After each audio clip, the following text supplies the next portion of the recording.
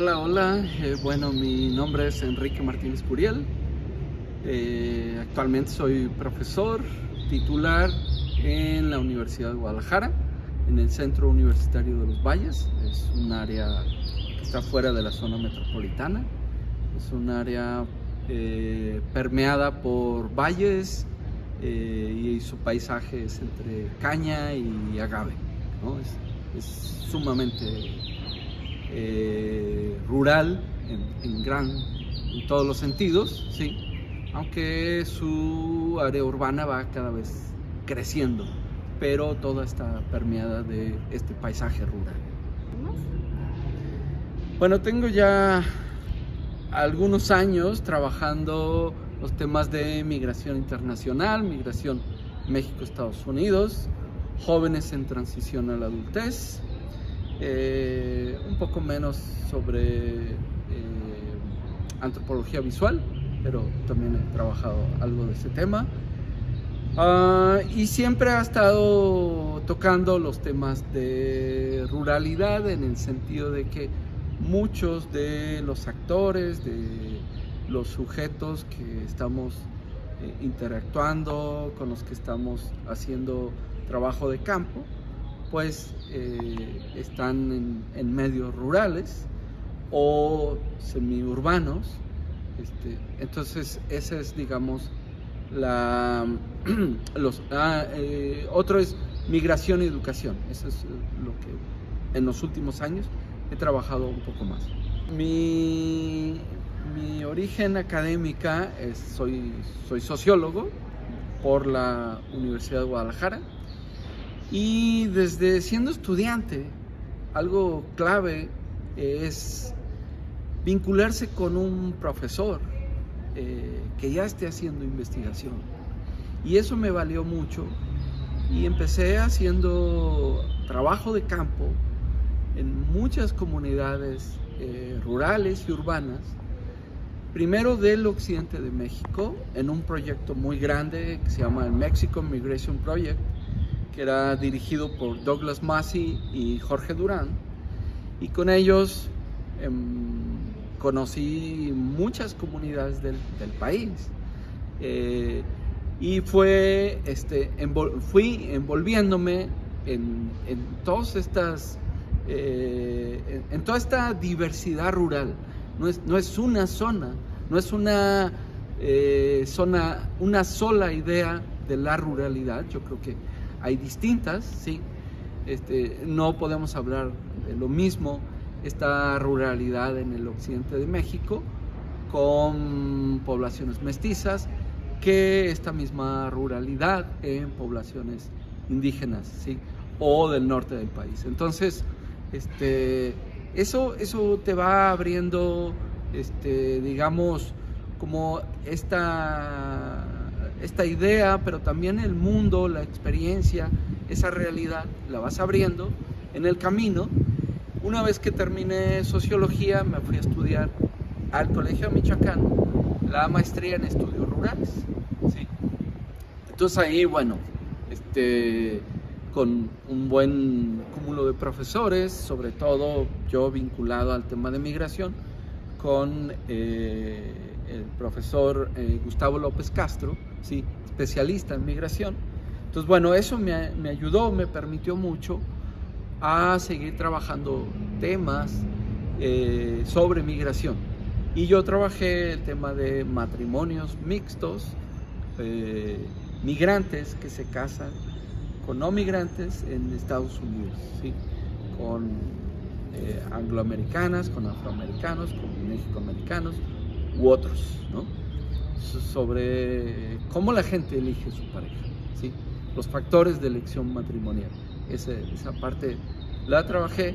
Eso fue un poco más como en zonas urbanas, pero siempre hay algo ahí que te permea de lo rural, ¿sí?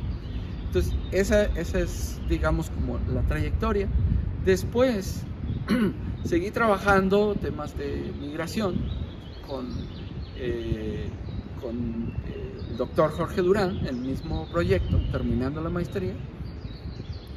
Y luego trabajé cuestiones ya, sí, que tenían que ver desde comunidades rurales, en un proyecto con Agustín Escobar, que era sobre medir el impacto del programa Progresa, que después se cambió a Oportunidades, en distintas comunidades marginadas y muy alejadas del país, comunidades muy pequeñas, menos de 2.500 habitantes, ¿sí? Y con características muy distintas, ¿sí? Desde mestizos, indígenas, y en Oaxaca, en Chiapas, en Zacatecas, en Sinaloa, en Jalisco. Entonces eso fue muy interesante, para que me fue pues abriendo, permitiendo tener como una mayor experiencia, pero también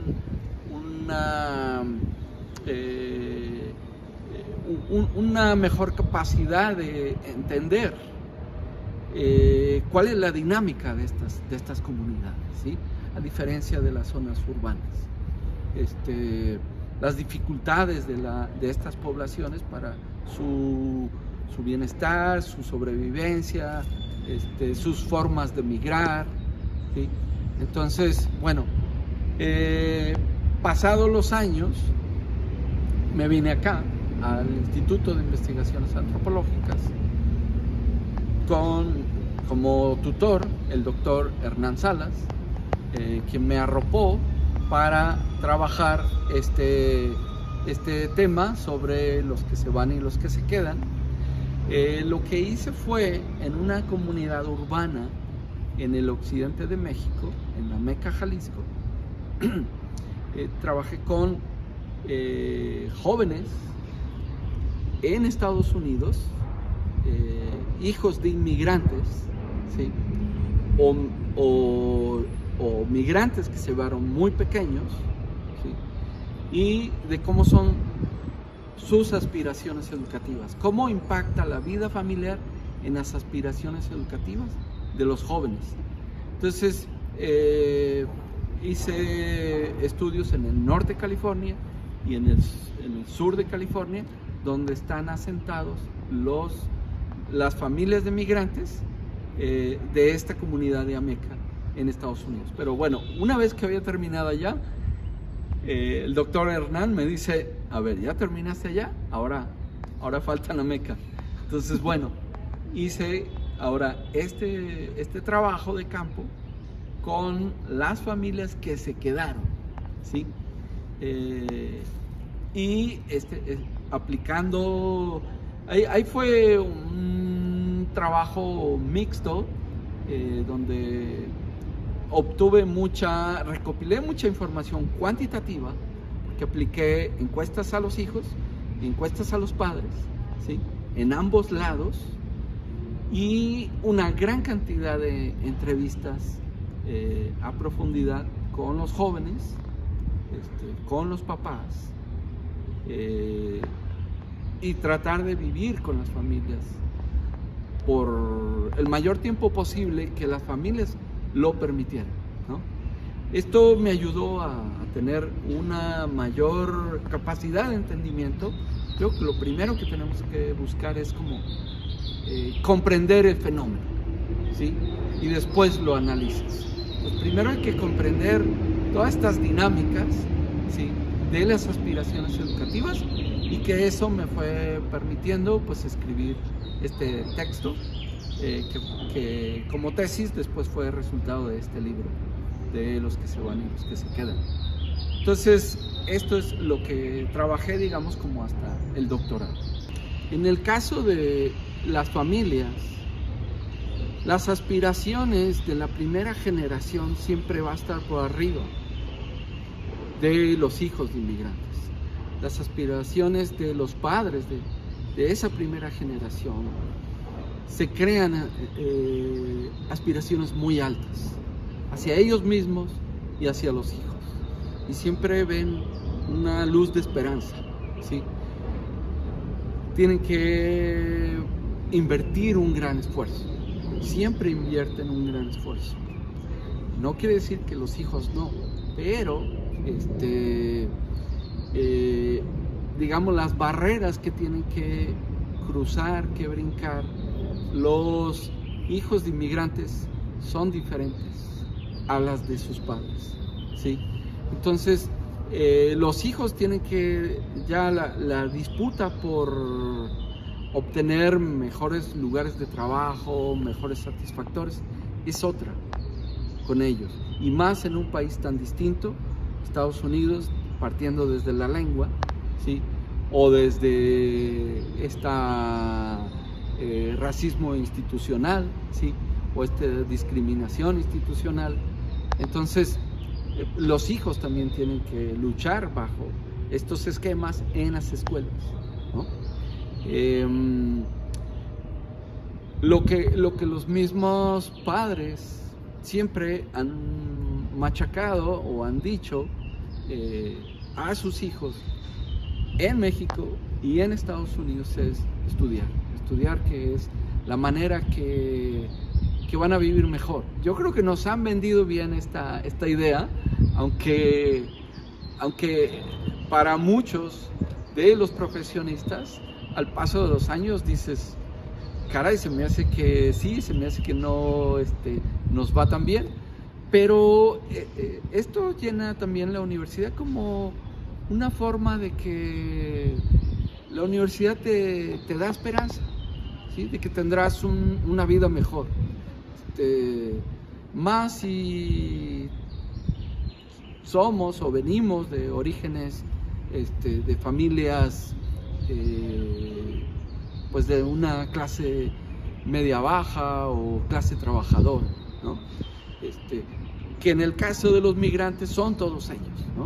O sea, viven en barrios, en vecindarios de inmigrantes, donde todos van, su primer objetivo es trabajar. Incluso los hijos veían este tema de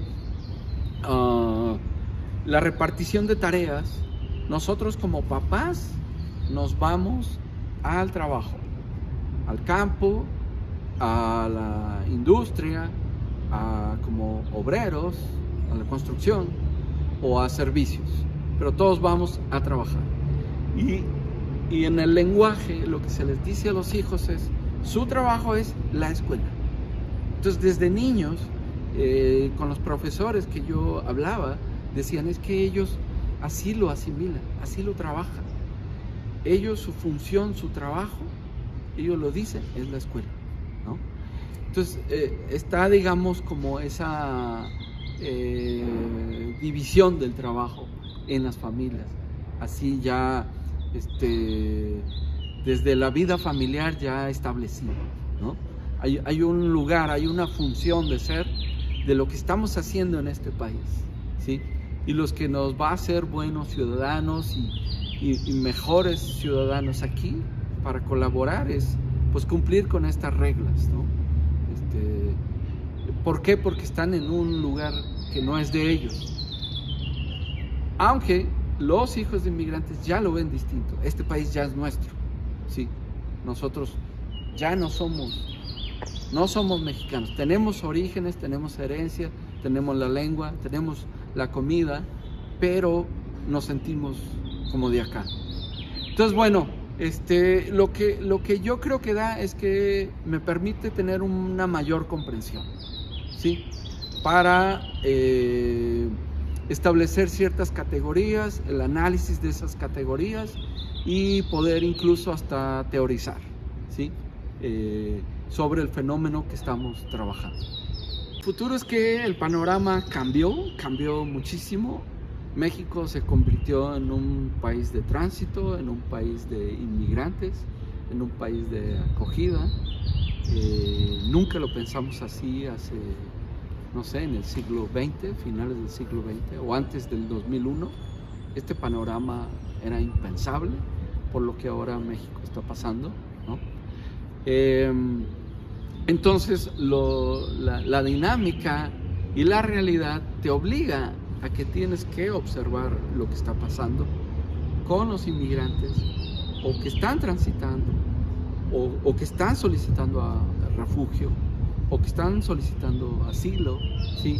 O que se están vinculando aquí entre todo un cúmulo de destinos, de orígenes, de inmigrantes que están llegando a este país, donde cada vez se está convirtiendo en un país de inmigrantes, ¿sí? Las tasas de llegada son cada vez mucho más altas, y ya no solo son centroamericanos, ¿sí?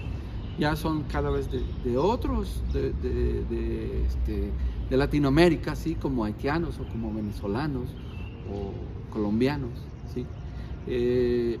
Y también cada vez estamos viendo del África que están pasando por acá, o incluso de la India, Guadalajara, donde yo estoy, ¿sí? Hay cada vez una mayor migración de la India por la industria de la tecnología, ¿sí? Entonces hay que estudiarlos, hay que analizarlos, hay que comprender sus propias dinámicas y cómo se están insertando en esto que llamamos México, con comunidades de la Ciudad de México, o Monterrey, o Guadalajara, o Puebla, ¿sí? Con zonas, con dinámicas muy distintas.